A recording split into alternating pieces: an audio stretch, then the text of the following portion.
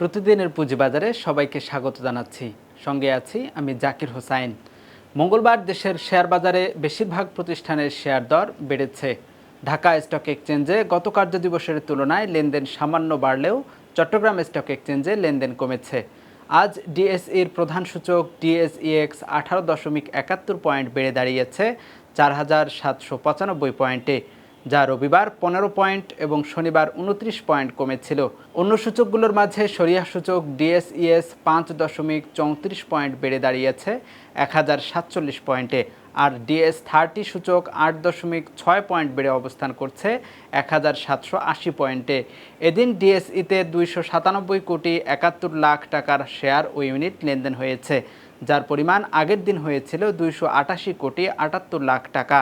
এ হিসেবে লেনদেন বেড়েছে 8 কোটি 93 লাখ টাকা বা 3%।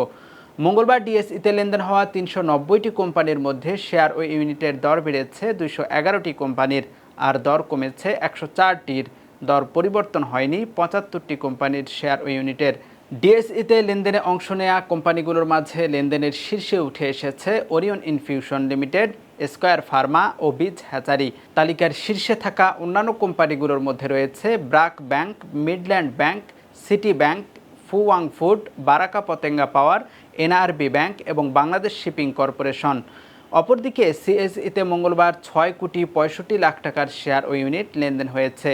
এদিন সিএসইতে লেনদেন হওয়া 174টি কোম্পানির মধ্যে শেয়ার ও ইউনিটের দর বেড়েছে 69টির, কমেছে 65টির এবং পরিবর্তন হয়নি 40টির। এদিন সিএসইর সার্বিক সূচক সিএএসপিআই 8 পয়েন্ট কমে দাঁড়িয়েছে 13,370 পয়েন্টে। এই ছিল আজকের পুঁজিবাজার আপডেট। এতক্ষণ সঙ্গে থাকবার জন্য ধন্যবাদ। দেশের নাম্বার 1 ট্রেডিং অ্যাপ নিফটি ফার্স্টে পাচ্ছেন ট্রেডিং এর সব সুবিধা, dual exchange access, company analysis, portfolio তৈরি করা সহ আরও অনেক ইউনিক ফিচারের সাথে ট্রেড করতে ডাউনলোড করুন এক্ষুনি।